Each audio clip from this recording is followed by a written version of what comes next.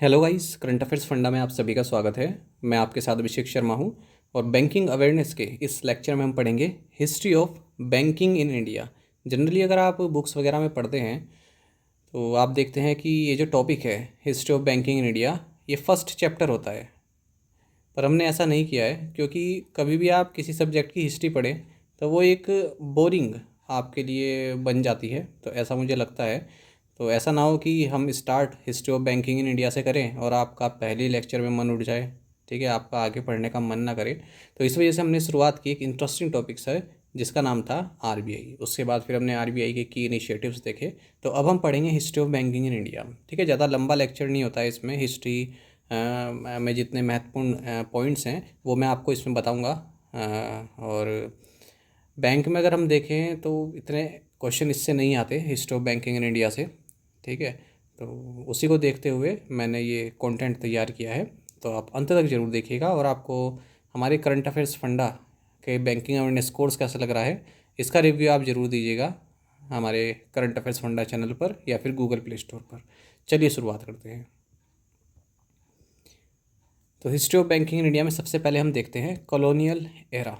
तो आपको जानना चाहिए जो बैंक ऑफ हिंदुस्तान है 1770 में इसकी स्थापना हुई और ये फर्स्ट बैंक था जिसे भारत में इस्टेब्लिश किया गया। अब तो डिफंक्ट हो गया है, अब फंक्शनल नहीं है ये। और कहाँ पर लोकेटेड था ये? जब हमारी कैपिटल कलकत्ता में हुआ करती थी, जो कि अब कोलकाता है, ठीक है। तो पहले कोलकाता में हमारी कैपिटल थी, वहीं पर इसकी स्थापना हुई थी बैंक ऑफ हिंदुस्तान की।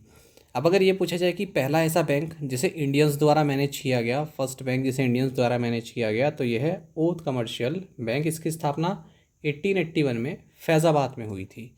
नेक्स्ट अगर हम बात करें इंपॉर्टेंट बैंक की तो है जनरल बैंक ऑफ इंडिया। इसकी स्थापना 1786 में हुई थी पर यह 1791 में फेल हो गया था। तीन प्रेसिडेंसी बैंक की स्थापना हुई, इनके बारे में देख लेते हैं। बैंक ऑफ कलकत्ता 1806 में इसकी स्थापना हुई। बैंक ऑफ बंगाल के नाम से इसे जाना गया। बैंक ऑफ बॉम्बे 1840 में स्थापित किया गया। बैंक ऑफ मद्रास 1843 में स्थापित किया गया। उसके बाद अगर हम देखें next point imperial bank of India, तो 1921 में इसकी स्थापना हुई, ठीक है। जो ये प्रेसिडेंसी बैंक्स थे इनको अमलगमेट कर दिया गया, मिला दिया गया और उससे इंपीरियल बैंक ऑफ इंडिया की स्थापना की गई, जो बाद में जाकर स्टेट बैंक ऑफ इंडिया बना 1955 में। और कुछ बैंक्स के बारे में देख लेते हैं उनकी स्थापना। इलाहाबाद बैंक 1865 में, पंजाब नेशनल बैंक 1894 में लाहौर में इसकी स्थापना हुई। बैंक ऑफ इंडिया 1906 में स्थापना हुई है। आगे बढ़ते हैं। अब आता है हमारे पास पोस्ट इंडिपेंडेंस पीरियड।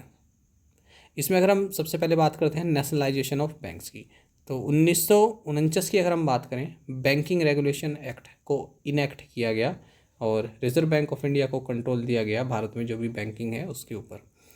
1969 में एक बहुत महत्वपूर्ण एक फेज़ आया जब banking companies acquisition and transfer of undertaking ordinance 1969 इसको इशू किया गया और 14 जो लार्जेस्ट कमर्शियल बैंक्स थे इनको 19 जुलाई 1969 से नेशनलाइज कर दिया गया। ये वो बैंक थे जिनका रिजर्व 50 करोड़ से ज़्यादा का था।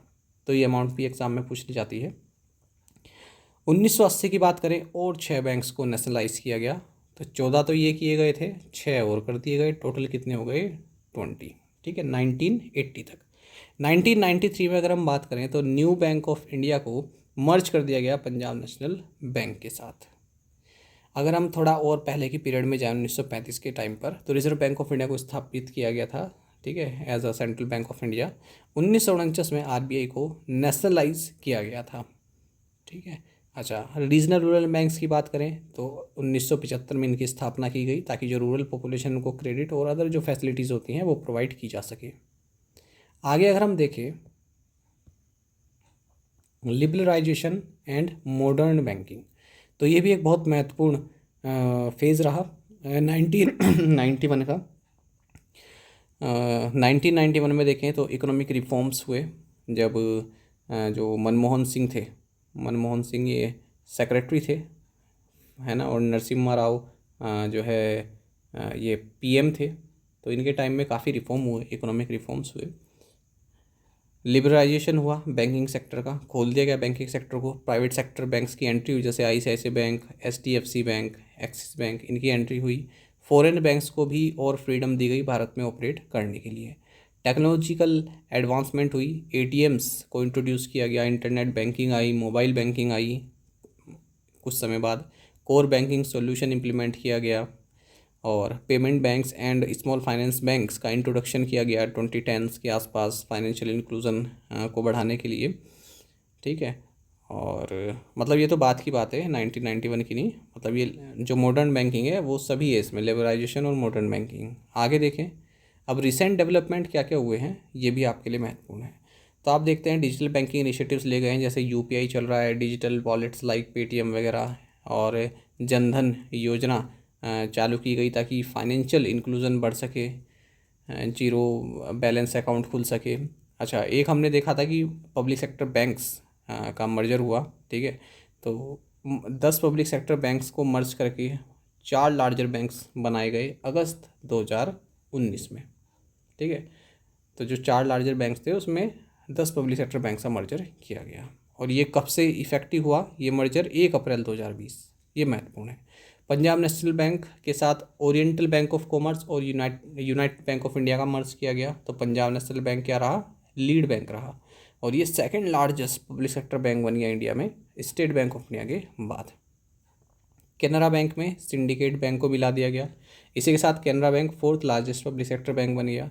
यूनियन बैंक ऑफ इंडिया के साथ Andhra bank and corporation bank को मिला दिया गया, इसी के साथ जो यूनियन बैंक है ये 5th largest public sector bank आपका बन गया।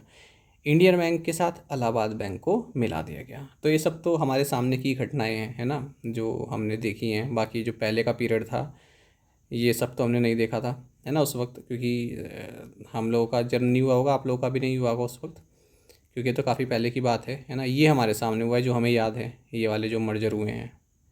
चलिए आगे देखते हैं। देखिए एसबीआई के साथ इसके associate bank state bank of Saurashtra 2008 में और स्टेट बैंक ऑफ इंदौर को 2010 में मर्ज कर दिया गया। उसके बाद फिर 5 और रिमेनिंग एसोसिएट बैंक्स थे, state bank of Bikaner and Jaipur, state bank of Hyderabad, state bank of Mysore, state bank of Patiala, state bank of Travancore और भारतीय महिला बैंक। इन सबको एसबीआई के साथ मर्ज कर दिया गया। सैद्धांतिक रूप से अप्रूवल यूनियन कैबिनेट ने 15 जून 2016 को दे दी थी। ठीक है, और 17 मई 2016 को, इससे पहले मतलब 1 महीने पहले, ठीक है, इसका प्रपोजल आया था कि 5 एसोसिएट बैंक्स और भारतीय महिला बैंक को एसबीआई के साथ मर्ज कर दिया जाना चाहिए। 15 फरवरी 2017 की बात है, यूनियन कैबिनेट ने अप्रूव कर दिया इस मर्जर को, जो 5 एसोसिएट बैंक है एसबीआई के साथ इसके मर्जर को अप्रूव कर दिया। और कब से ये मर्जर इफेक्टिव हुआ? 1 अप्रैल 2017 से।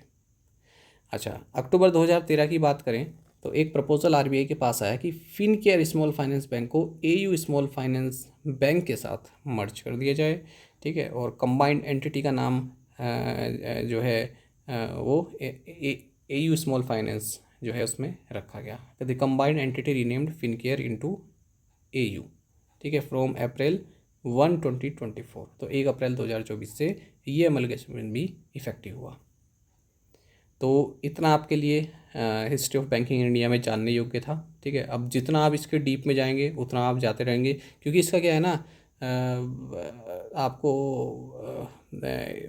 क्या मतलब जितना आप पढ़ेंगे और उसका जो बेनिफिट रेशो है वो इतना नहीं है। ठीक है, क्योंकि जो हिस्ट्री ऑफ बैंकिंग है, ठीक है, ये आपके एग्ज़ाम में इतने पॉइंट्स इसके नहीं पूछे जाते। कभी आ गया क्वेश्चन तो ठीक है। ठीक है, और आप खुद ही जान जाएंगे, आपने कहीं ना कहीं तो पहले पढ़ी होगी history of banking in India, कि इससे बाहर कुछ नहीं है बैंकिंग में जो आपके जानने योग्य है। ठीक है, मैंने इसमें सभी पॉइंट्स कवर कर दिए हैं। आई होप आपको ये लेक्चर पसंद आया होगा। ठीक है, नेक्स्ट लेक्चर में मिलते हैं। और यदि हमारी daily current affairs PDF, weekly PDF, monthly PDF, हर महीने के बैंकिंग अवेयरनेस पीडीएफ चाहते हैं तो करंट अफेयर्स फंडा का 1 ईयर मेंबरशिप प्लान आप ज्वाइन कर सकते हैं, जिसका लिंक आपको जो है हमारी ऐप पर मिल जाएगा। आप बाय कर सकते हैं। 1 साल की वैलिडिटी इसमें रहती है, और बैंक, एसएससी, रेलवे सब एग्ज़ाम्स की तैयारी के लिए ये महत्वपूर्ण है। तो एक बार अगर आपने हमारे करंट अफेयर्स पढ़ लिए और ये क्विज़ भी हम आपको प्रोवाइड कराते हैं, इन क्विज़ को अटैम्प्ट कर लिया, तो समझो आपका करंट अफेयर सेक्शन काफ़ी स्ट्रॉन्ग हो जाएगा। कोई दिक्कत वाली आपको बात नहीं रहेगी। ठीक है, कोई भी डाउट होगा तो आप हमारा जो व्हाट्सएप नंबर है उस पर कॉल कर सकते हैं या फिर व्हाट्सएप करके जानकारी ले सकते हैं। साथ ही आप टेलीग्राम पर हमें ज्वाइन कर लीजिए, करंट अफेयर्स फंडा नाम से हमारा टेलीग्राम चैनल है।